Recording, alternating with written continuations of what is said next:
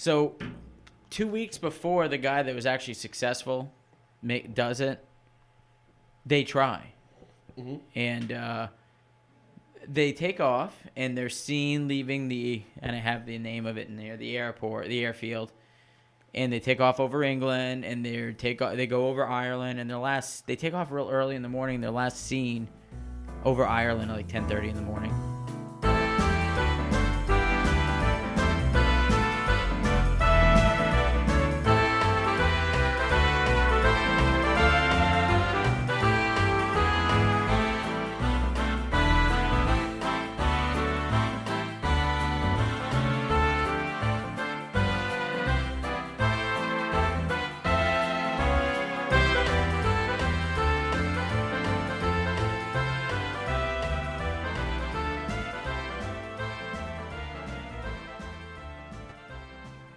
Welcome back to Stories from the Shed. My name is Adam, your host, and with us, again, our co-host, my good friend, a man that likes his women the way he likes his fish. Swedish, red, and chewy. I don't know if that's a possibility, but it sounds good. It is in the shed, Jake. And with leather interior, preferably, and heated seats. How's it going today, man? Oh, not too bad. How are you? Pretty good. How was your week? Oh, it was fucking great. It's Friday. I love it. This week was actually pretty relaxed. We didn't have all that much going on at the shop. Went kind of, there was a couple days where it was like, not balls to the wall, but it was busy. Today I got to fuck around, and it's kind of nice. Yeah. How was your week? Not bad. Not bad. It's, it's always pretty decent where I work, pretty chill, so. Yeah, you get to sit at a desk all day. Yeah. Do nothing strenuous. It's pretty nice. Listen to podcasts and do my job. Yeah, basically. I do the same thing, but I do it as I'm running between departments, working in paint. I worked in detail for like half the day today, so I'm all over the place, you know what I mean? So today, Jake, why don't you tell us a little bit about what we're drinking? Well, it's got an awesome sticker on it with a picture of a golden retriever, and it looks like one cat. One cat. It's Andrew's Moody Mountain IPA. It's brewed in Lincolnville, Maine, and apparently this dude brews it out of what Adam insists is a garage. Might be a barn. It might be a barn. I'm not sure. I know he has a website. You could look it up, but I'm a little bit lazy at the moment and don't feel like doing it. I checked it out. It kind of looked like it's a garagey barn. Can you fit any cars in there? Is there like a big enough door to do that? It looked like maybe you could fit 3 cars. Oh, okay. So it's like my garage, but a little more run down. That sounds about right. Yeah, it's mine's not that great. Lincolnville on the coast. I'm sure he's living good. Great beer though. What do you think? It's all right. I'll give it 3 Scully fingers. 3 Scully fingers. It's got a bitter kind of thing going on at the end. It's all right. It's not too bad. I think the more you drink, the more you're going to like them. I'm going to go ahead and I'll give it a 3.5 Scully fingers. Not bad. All right. Sounds good to me. So there's a lot of green on this label. I know. It's kind of a Christmassy looking beer. Yeah, actually, it is kind of Christmassy. Maybe he has these labels specifically for Christmas. I don't know. There's a lot of dust on these bottles. Oh. I'm sorry. The other thing, too, is he didn't even have a label on the cap themselves, but with it being locally brewed, someone doing it in their garage or barn or whatever it is, kind of wouldn't expect it. So, Jake, what are we going to be talking about today? We're going to be talking about a couple different stories, actually. The first one's going to be about a missing plane called the White Bird, right? Yeah, in English, they call it the Oiseau Blanc. Well, what's the original language then? French. Okay. Well, you just said English. Well, in English, Oh, okay. Potato, potato. It's kind of the same thing, English, French. Not at all. Yeah, so this is kind of a cool story. We're kind of starting off this podcast. We're doing a few local stories because we figure it's going to be mostly local people listening to us in the beginning. Wait, I thought we lived in Maine. Well, yeah. Well, there's kind of a cool little twist to this story. Oh, yeah. Okay. That's where that ties in. All right. So we're going to kind of pull it right here. And the second story we're going to be touching today is about 4 people, who dropped too much acid and claims they were abducted by fucking aliens. And I told Adam originally when we started this podcast, he wanted to do mysteries, and I'm like, I'm cool with mysteries.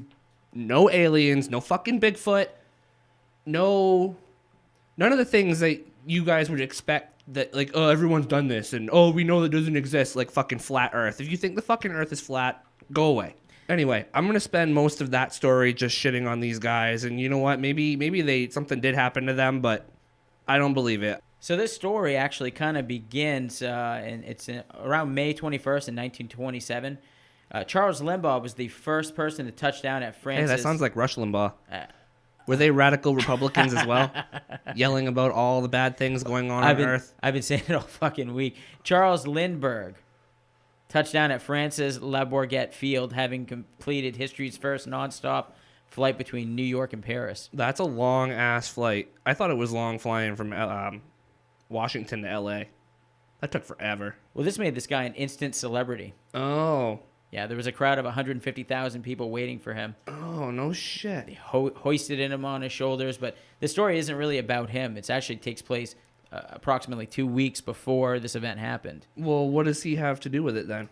Well, this event was kind of one of those things that was watched all over the world. Oh, okay. This was a big thing at the time. So. Oh, okay. Was there some sort of like competition or something? There was going on. Because why else would the world watch? It's kind of like Survivor, I guess. Well, it's one of those things that was a feat in aviation. Oh, okay. And, well, yeah, it is the early 1900s. Yeah, and these planes are not made of much. Yeah, no, I mean, maybe some popsicle sticks and fucking hot glue. That's pretty much what they look like. Yeah, no I'm shit, not. right? I'm not climbing in that. Have you shit seen myself. pictures of the original fucking the Wright brothers plane? That thing was scary. Yeah, well, it's kind of it's even scarier than that. Some of these planes I was looking at online earlier today. Yeah, I'm not surprised at all. But this competition. It was called the Ortigue, I believe I'm saying that right. Ortigue Prize. Ortigue Prize. Yep. Yeah, I think. yeah. I was reading somewhere that it was a hotel owner that put up this huge reward. It was like something like $25,000, which I don't even know what that would be valued in 1927. But yeah, that's a great question, actually. I'll tell you what, that's a lot of money to me today. Yeah, $25,000 would help me a lot. Hey guys, we're gonna open a Patreon. Send us that $25,000 check. Yeah, right. Maybe buy the beers for the next show. We'll call it. Yeah, $25,000 worth of beers. That could be one beer, or that could be 25,000 Natty Daddies. I don't give a shit. Well, okay, hold on. I might not drink that. Oh, you drink it and you love it. So anyways, there was a pair of Frenchmen who were ready to take up the challenge for that $25,000 reward. Oh, yeah. Imagine how much that would change their life. Oh, yeah. Change your life today. Yeah, absolutely. What would that even be worth today? I'm going to look that up. Why don't you look that up for us? Yeah. So anyways, these guys, Charles Neingeiser and Francois Colli, Yep. a pair of Frenchmen who planned to make this crossing in a two-seater. This was a model, I believe it's a model Levasseur. I wasn't really sure how this goes, but Levasseur PL, which I think stands for plane 8. So maybe it's the make is Levasseur, plane okay. 8. So good luck in that. They named it Le Oiseau Blanc, which translates in English to the white bird. Okay. Neungeiser had lived a swashbuckling life, as they say. I've read a couple of reports. What exactly is a swashbuckling life? This guy, he's done different things. He lived in Argentina for a while. Argentina. Yeah, he did some kind of flying around there. He also was a Hollywood stuntman for a while. Whoa. Meanwhile, though, the other guy, Colli. Okay, wait, hold up. Speaking of Hollywood stuntman and large paychecks, so $25,000 in 1927 is equivalent to $363,340.52 in 2018. We'll let those guys buy the beers. Yeah. Where's my $363,340.52, guys? What's going on here?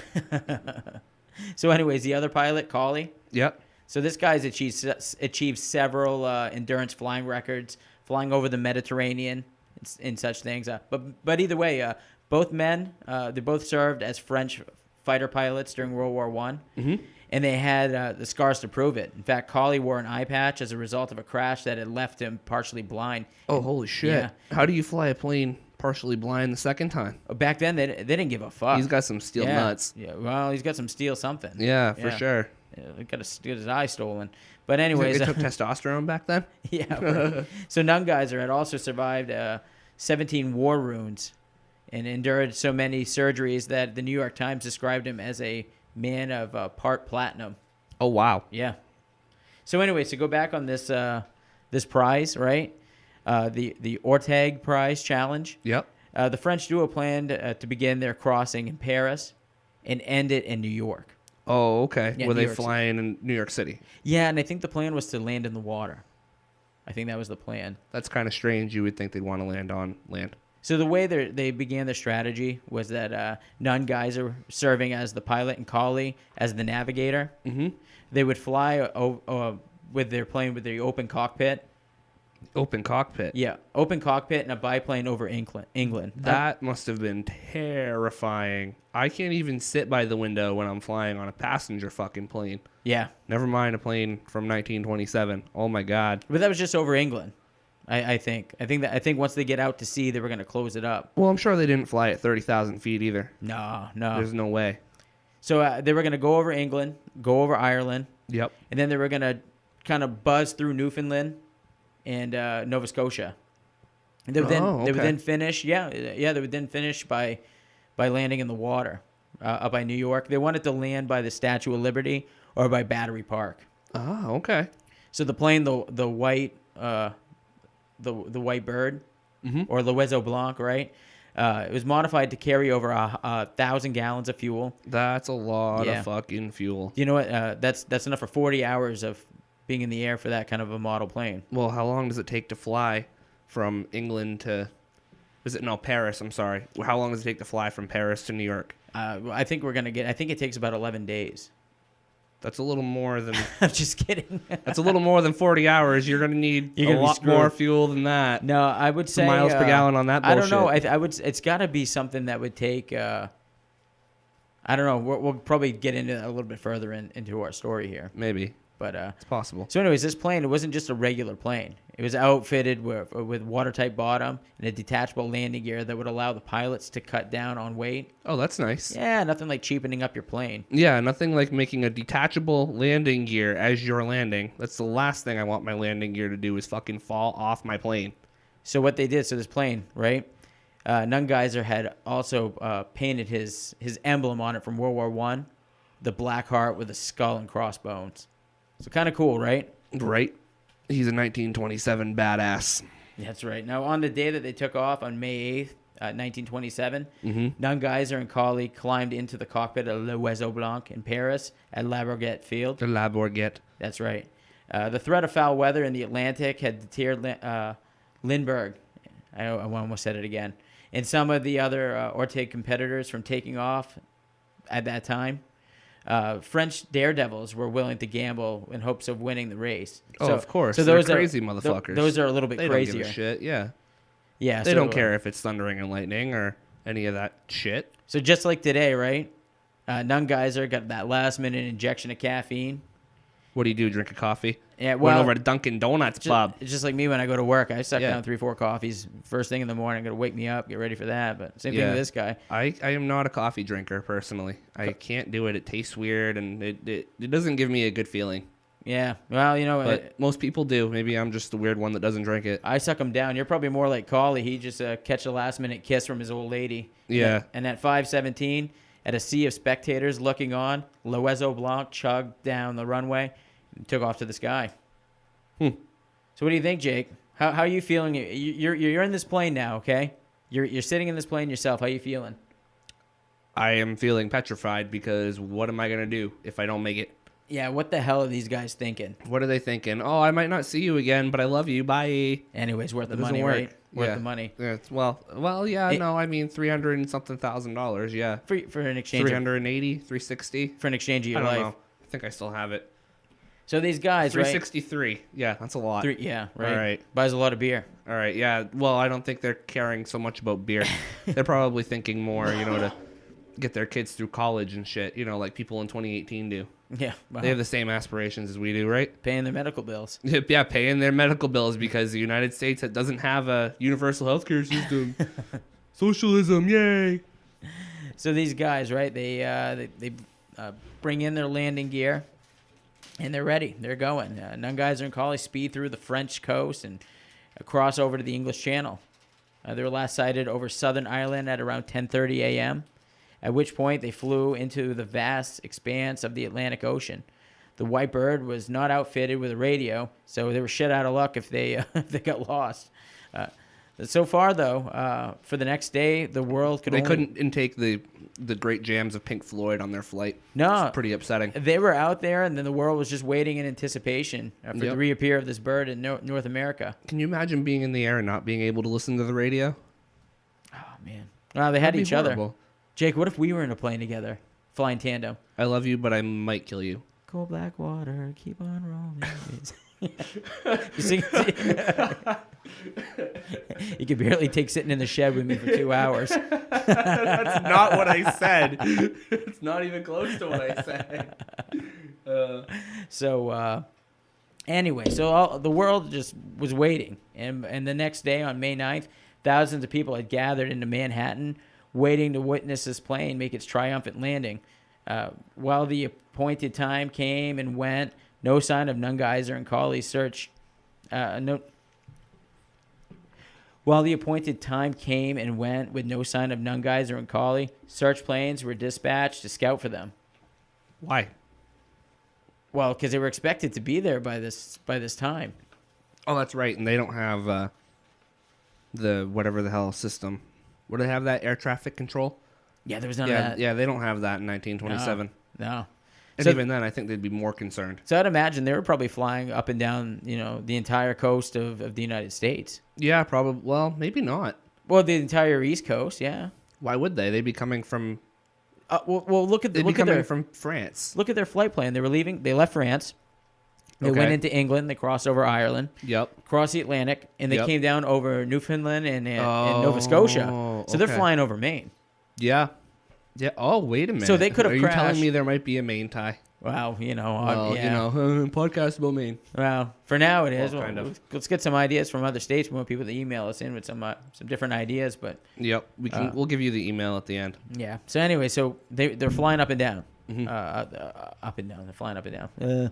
They're flying. Yeah, I didn't realize that planes flew up and then flew down. Well, I'm saying that the Thanks for helping Coast Guard that. planes were flying up and down the coast, and they're Okay. searching for this Okay. plane to see if they can Okay. spot it. But back in France, right, the newspapers already jumped to a conclusion. Leave it to the media to jump to conclusions, right? Yeah, wow. No So shit, This right? is what they published as their headline: "The Atlantic is conquered."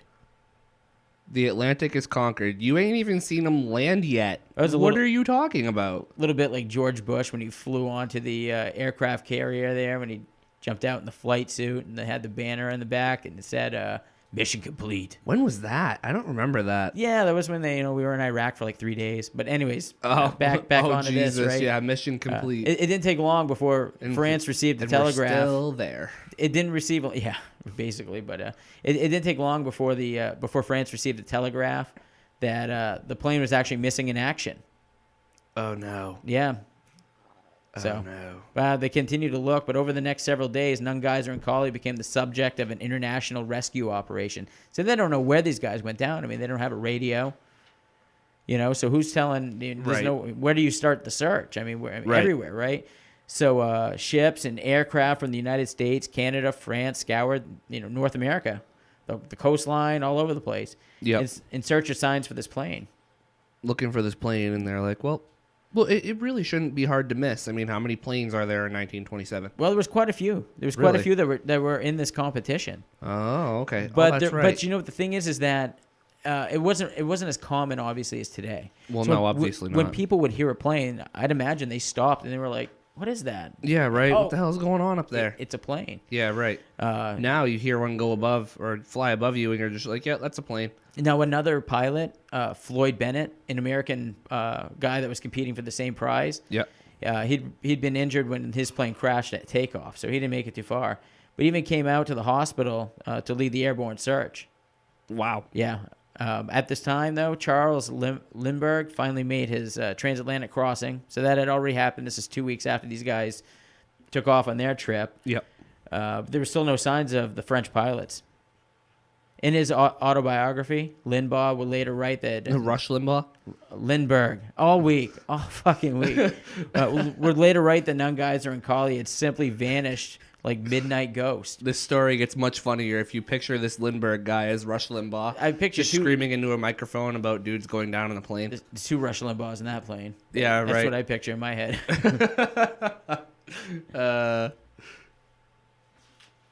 Well, cheers. This is not a bad beer, huh? No, it's not bad at all. So, anyways. Vassar PL8 biplane. Yeah. What's a biplane? A biplane is Two the people. two-seat. The two-seater. Oh, yeah. okay. Okay. And they don't have those little glass fucking dome things over their head? I think what they did is as That they would were freak me flying over, I think they could adjust that themselves. I think as they were flying over Europe, the European land, France, England, Ireland, they flew with that open. But I'd imagine as they were crossing the ocean where it would be friggin' cold. Yeah, you would imagine you'd want something. They'd have some kind of protection, right? Right.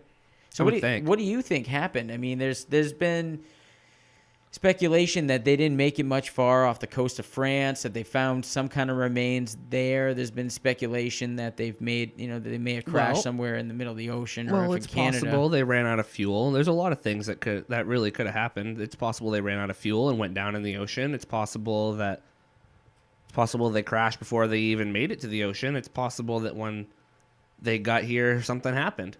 Yeah. Maybe they landed in what they thought was New York, and no one just ever heard from them again. We really don't know. But then again, if they landed in anything other than New York, I'm sure they would have found a way to say something. Well, there's even people up here in Maine that claim that they, might have, I don't want to say laid witness to, but that they might have recognized something that would be like, well, maybe that plane crashed here. This guy, Harold Vining, he was a blueberry farmer. Yep. And he was outside chopping wood when he heard a roaring in the sky. Huh. So like we were saying, it's not a normal thing in 1927. Right.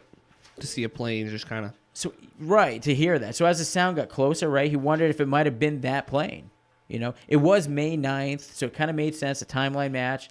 It was 11 days before Lindbergh flew his nonstop New York to Paris flight. And so, he knew this was going on, and airplanes were still a rarity and sparse in this not very populated area of the country. Can you imagine being one of those people that just has never seen a plane before, and then one flies over your house and then crashes? This guy actually says it was one of the first that he has ever heard. I think you would freak the fuck out if that were you. Yeah, and he looked in the sky in the direction where he heard that rumble, right? To try to see if he could catch a glimpse of, but the fog was very thick that day. He craned his neck, he listened to the sound softly, and then it faded into the distance. But he was confident that he had heard a plane. Huh. He knew, it was one of these things that you pay attention to at that time, Right. And several other miles away, there was also a young couple that also heard a plane that day. They were driving down to the road, and they stopped in their car, and they listened. They heard it, and they were like, we're going to stop the car and listen. Maybe this is the guy. A nearby woman was also standing in her kitchen, and she also heard an unfamiliar grumble. So this is all like in the same general area. Huh. A father and his 17-year-old son heard it too. The boy thought it sounded like an old-fashioned cream separator floating in the sky. Well, I don't believe these people. I want names. I want house numbers. I want evidence. Well, how about this guy, a hermit named Anson Berry? He was fishing in his canoe on the south end of Round Lake when he caught a sound of caught a hold of the sound, kind of thing. Yeah. And he couldn't see the plane, but he heard the engine spattering overhead. It was foggy that day. Following this unmistakable crash in the hills next to the lake. So he hears the sound, and then there's a crash in the hills next to the lake. So it's somewhere near him. Huh. And as the sun begins to set, Barry returns to his campsite, and it's unknown whether anyone that day searched that area for the wreckage. So no one really knows. There's a possibility that this plane is, crashed somewhere here in Maine. Huh. What lake was that on again, you said? It was somewhere on the coast. Somewhere on the coast. It was very hard to get on. Oh, no, you said it was... You said something about blueberries. There's a blueberry farm or something? What the hell did you say? He was a blueberry farmer. And I know in like the Camden area where this beer we got... where this beer came from. There's a lot of blueberry farming in that area. So it's probably... along there. For some reason, I couldn't find anything online. Yeah, Maine's pretty good for their blueberries and lobster, I hear. I'm not a seafood guy. You know what's kind of funny about this also is in the 1980s, right? this plane resurfaces, right? Reports. What? Yeah, reports. They found it? Well, reports start to surface that the duo may have made their way to Maine in all reality after disappearing. No shit. Now, that hermit that lived near Round Pond reported hearing that sound, Yeah. back in May of 1927.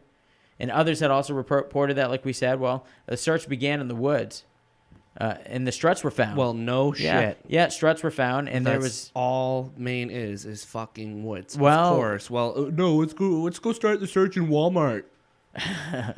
Fucking idiot. Well, the struts were. This is 1980. I'm right? sorry. Struts are actually not typical for this area, right? Right.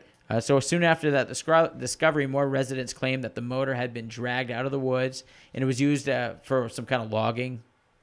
So I don't know if it was what it was, but that they had found a motor in the woods, they converted it, used it for logging, and that only a few other things were found. But what was never found was the bodies, and it was actually missing the fuel tank also. I bet you it was an early Saab engine.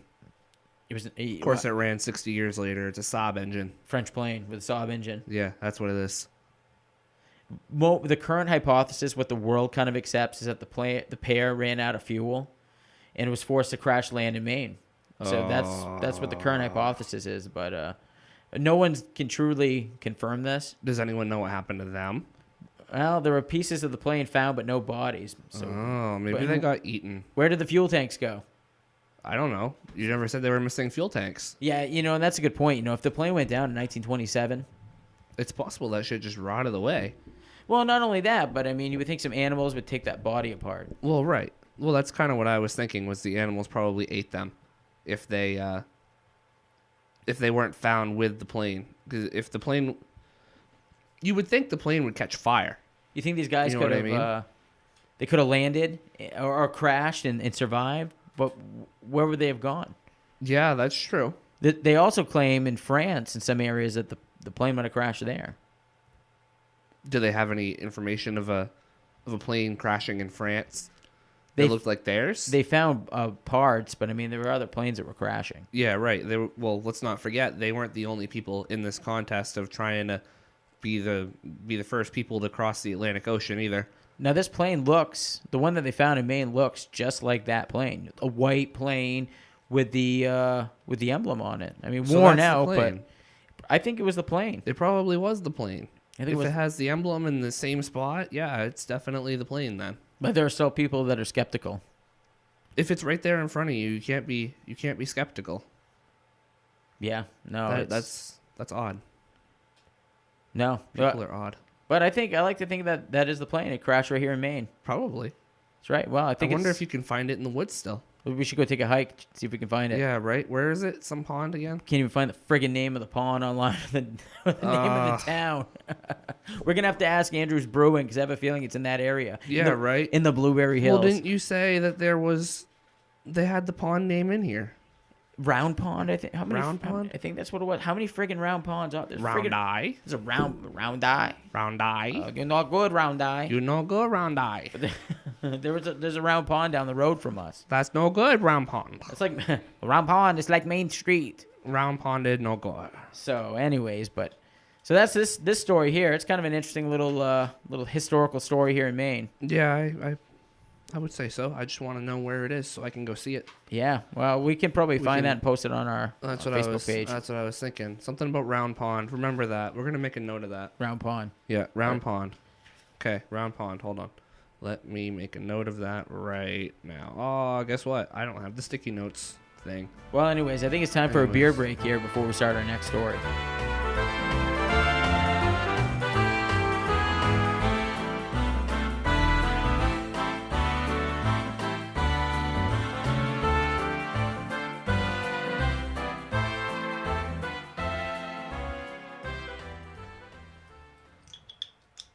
Now that Adam's back from his beer break, he's going to open another beer. Yeah, thank you. Wasn't really a beer break.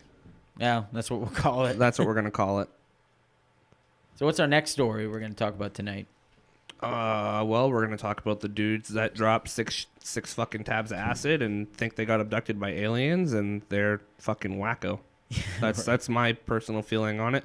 I don't believe anything about this story other than they were on the lake and were enjoying their time and are trying to make some money off of an experience they had. Yeah. Basically, that's kind of what it feels like to me. Well, we'll see here as we kind of dig through this. Kind of a crazy story, but anyway, so on August 20th in 1976, a group of 4 men went camping into the woods close to Allagash, Maine, which is kind of like it's almost like being in Alaska when you're up north like that. There's nothing around. I've always imagined Alaska being very, very similar to Maine, except maybe more mosquitoes. One of my coworkers just traveled to, well, actually, he did a cross-country bike tour on his brand new BMW motorcycle and was very, very excited when he got to Alaska. And he was telling me that it's like Maine, but he described it as like more open. Wow, it's a Like bigger place. like the same amount of trees, but you could see for further, and the road, like everything was just bigger. So this grew here. This group of 3, it really was 3 men and a guy. I thought you said it was 4. 3 men and a guide. So they paid for a Oh, guide. 3 men and a guide. I thought you said 3 men and a guy. I'm like, that makes 4. Yeah, well, this guy Chuck Rack, he was the guide. He was helping to navigate the twins, Jack and Jim Weiner. Nice name. Are they? Oh, they're 2 of the guys, and then they had a friend. Yeah, they had their friend with them, right? yeah, Chuck Foltz. Oh, okay. Yeah, they planned a main getaway, camping, fishing, boating for a few days, that kind of thing. Oh, yep. That days sounds or fun. a week, whatever, you know. That actually sounds like something we should do this summer. Well, I think we're gonna take a little. Actually, we're gonna go up to Baxter State Park, and that's where they actually started the day before. They hiked Mount Katahdin.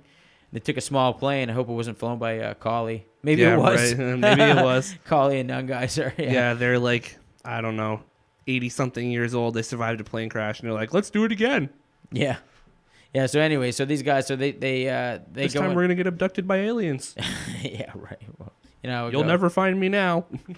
So these guys, so it was like a normal camping trip, you know, kind of a perfect thing. Things started to kind of get weird around the second night. Yep. They noticed that there was a weird light in the sky, which they initially assumed was an aircraft. And this is when the acid kicks in. No, it was Nungeyser and Collie. I'm sticking with it.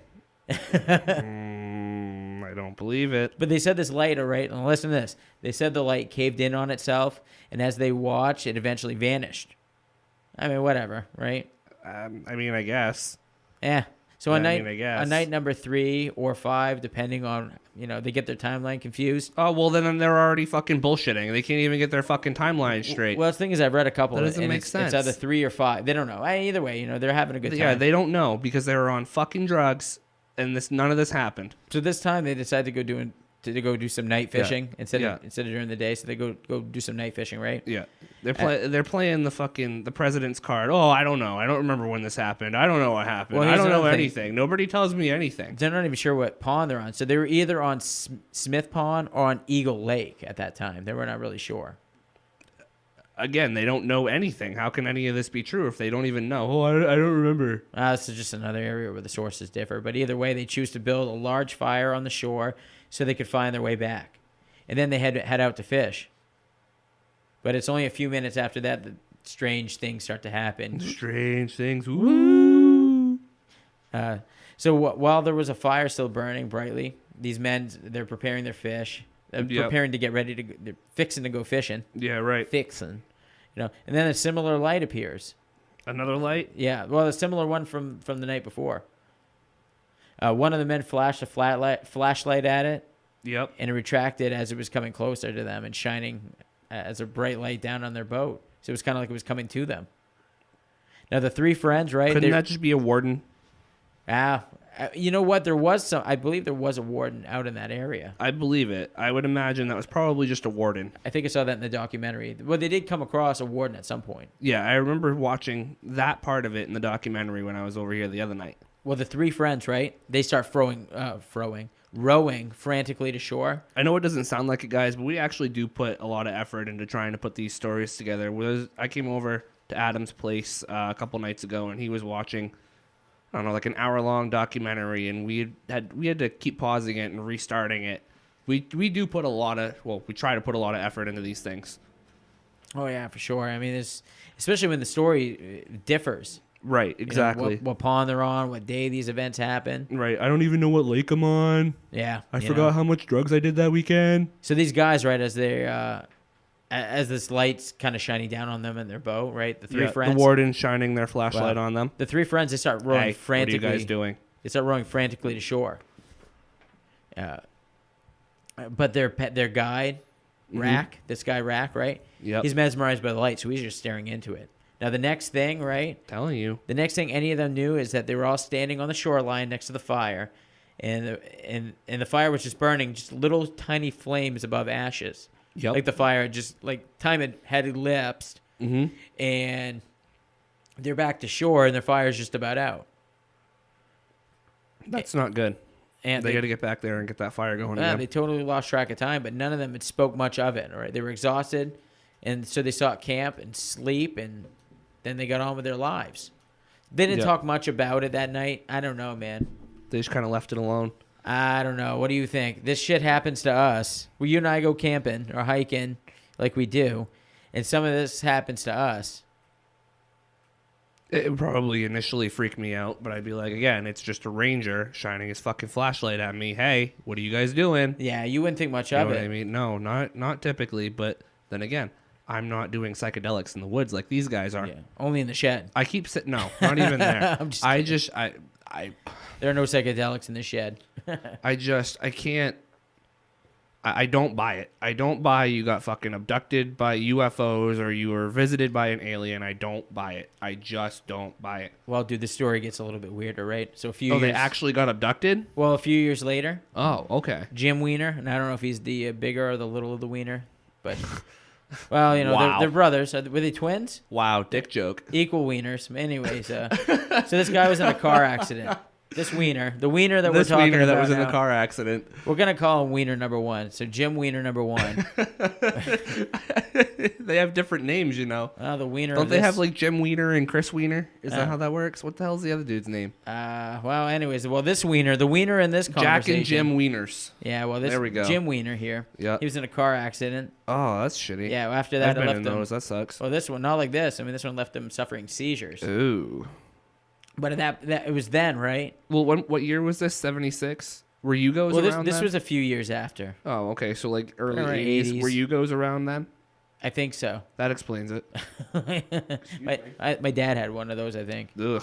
I don't know. Horrible. Anyways, so it was then that he started saying they started having nightmares about what happened the night of their camping trip when the aliens were around, right? Yeah, the aliens. Okay. It became so alarming for him that he told his doctor of the visions of gray men with metallic lidless eyes. So these gray men had lidless eyes, right? Along with necks, 4-fingered hands, and oddly shaped heads examining him. Well, him and the 3 other men that were there. Okay. Well, here's the thing. People who go through serious brain trauma in horrible accidents, kind of like this guy clearly went through because he started suffering seizures after the car accident. They can see some weird things. Like, and He's also getting feelings from this. brain injury. The feelings are coming back, like he's feeling like a caged animal being examined. Brain injuries, man. They do some weird things to people. Yeah. So this guy was so convinced that something happened that in 1988, this Wiener, Jim Wiener, This wiener. he experienced. He shared his experience rather with a UFO investigator. Okay. At that point, things started to spiral. The others became involved, and they were put under hypnosis. Yeah, by I guess a guy that does it. This Anthony guy, Constantine. Anthony Whoever the hell Constantine. that is. Yeah. Well, under the hypnosis, they spoke of the abductions and that being placed back into the canoe and on shore by the aliens. They remembered watching the lights disappear again and for the last time as well. Huh. So what do you think, Jake? I still think they're fucking crazy. So these guys, right? They do a lot of drugs, and now they're trying to make money on it. It's hard to say what really happened that night in the woods, if you ask me, outside of the Allagash, but the men certainly were in agreement. But there are questions. I mean, 3 of them are artists, and at least one of them has been selling art of the alleged abduction online. So, I mean, there's a lot of, is there speculation that while they were out in the woods, they were like, maybe they weren't on acid, Jake, but maybe they were thinking, We could make up a story and make all kinds of money, and then we never have to work again. make all kinds of money Yeah. and never have to work again. It would just we could just play with some clay and play with some paint Okay, so maybe it wasn't drugs. Maybe it was just a money-making pyramid scheme. Well, I'm kind of leaning towards that myself. I think they were just trying to find a way to not sell Avon for the rest of their lives. Yeah. Well, these guys they've been selling their stuff online. Yeah, well, that's what I'm saying. They can sell their own product rather than selling fucking Avon or Mary Kay. It's possible that this is a motive to lie. Either way, they're still peddling bullshit. It's possible that Jim was addled by brain injuries from the car accident he was in 3 years later or however many years later, whatever it was. I mean, I would imagine, Yeah, brain injuries are no fucking joke. They can change who you are as a person. But regardless, this still remains one of the best UFO stories in the United States. A lot of people are on the fence on it, they say. For me, I know what side I stand on. You lean towards them being kind of on, I kind of think that they're probably more... some educated guys from Boston went to school, and they're thinking, we can make up this bullshit story here and get rich real quick. Kind of like a couple of guys that are thinking, we can tell some bullshit in a shed and get rich. Yeah, there's nothing wrong with that. Someone can make money making some crazy shit, right? I think so. What do you think, man? What's your ultimate... was it Cawley that flew them? Was it Cawley that brought them there? Cawley that brought the aliens and Ungeyser? What happened? No, I don't know. I'll be honest with you. I'm not really sure. I just think they're crazy. I think they're trying to make some money off of a camping trip. And I mean, kudos to them if it's working. Oh, it did. I mean, you know what I mean? There was an Unsolved Mysteries episode made. There's been a few. No shit. There's been a few different documentaries made. There's been some. Who hosts that Unsolved Mysteries show? I remember that wasn't that on UPN? Oh, that fucking creepy guy. Way back when. That creepy guy, with the creepy voice and the trench coat and. No. You say trench coat, and I think of the Columbine kids. I don't know why. No, I think you're thinking of America's Most Wanted guy. Oh, what the fuck is his name? John Walsh. John Walsh, yeah. His father, Adam Walsh. Yeah. Sad story, but. Yeah, we're not doing that one. That's a terrible one. It's not a main story. It's a Florida story. Yeah. And we don't like Florida. Man. Yeah, fuck Florida. No, I'm kidding. Don't fuck Florida. But anyways, so. I don't know. What do you think? I think they're making it up. I'm at least parts of it. I'm always skeptical of that shit. Yeah, the aliens thing doesn't really fly with me. Jake, they'd have to be making up all of it. If they were abducted, the shit's all coming back. Now, you know what? These were art students, and they thought, you know what? We're gonna make up a crazy story and sell a book or sell some artwork that we're gonna make that's based on aliens and all that. Right. And it worked. The people are still talking about this. I mean, I watched a documentary the other day, and these were old men. This was a documentary I think that was made in 2011. Yeah, right. So. Yeah, and they're much older now. That happened in what? Fucking 76. 76. Yeah. Yep. And wow. So he shared his info. Jim Weiner shared his experience with the UFO investigator in 88. That's 12 years later. 12 years later. There's so much time there to forget different things that have happened or make something up. And I'm not saying that he made it up completely, although I do believe he made up some parts of it. I just feel like 12 years is a long time to forget really important details of an event. Well, the other guys kind of go along with the story. I mean, it's later in time. Well, how hard is it for me to come up to you and be like, okay, well, do you remember this night? Well, I got stopped. I'd fucking remember if I was abducted by aliens. Well, you would think. They probe you. I mean, I've seen that on TV. Oh, yeah. That's the whole premise of the first episode of South Park. Now, these aliens, right, they had, I was reading in other descriptions, they said, what I just read, that they had the metallic eyes, lidless eyes. They also claimed that they had like these double hinged hands that were kind of like if you were to split your finger in half, like what would you call this? It looks like a V. Yeah, you split your two. You make the V with your like a hoof. With 2 fingers. Almost like a fucking horse hoof. That they pinched in the middle, and I mean they were very descriptive. And I don't know. I mean, these were also very creative guys. Wouldn't that be cool if you could actually have a surgery to hinge your hand like halfway through so you could close it like that? That would be sick. If you can dream it, you can do it these days. Yeah, that's what I'm saying. It's 2018. Don't tell me what I can and can't do. So anyways, I identify as an alien. yeah, I identify as a shed hermit. Do you? Damn it. You're going to move into the shed? I might. Listen, now that the fridge is gone, there's some room. There's You some put a room. small bed in here, you'd be all right. I could bring Colleen Nungeyser's cockpit in here, sleep in that, and read my alien books. I mean, you could. We're going to have to go drag it out of the woods at, what did we say it was? Fucking Round Pond? Yeah. Round Pond? Yeah, one of the many fucking round ponds on the Yeah, coast. right. 'Cause Which I'm telling one? you, there's one down the road here. Yep. Anyways, so yeah, well, we'll let you guys think about what happened here. What's kind of nice, too, is if you did bring that cockpit in here, you could throw darts right from the cockpit. You wouldn't even have to get out.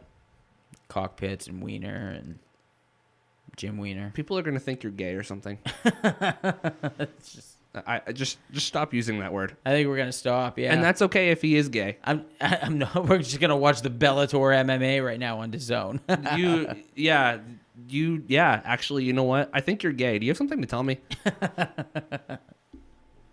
No. I just like my I like my fish and my women the same way you do too. Swedish. But anyways, Swedish blonde and drive Saabs. we'll let you guys Please and thanks. think about what happened here, and if you guys know anything else about these two stories, hit us up at our email or on our social media. All of that fun stuff. Do we want to plug that? Yeah, we might as well. All right. Do you have our Facebook and our Instagram? Yeah, that would be stories from the shed Stories from the Shed on both? on both. Okay.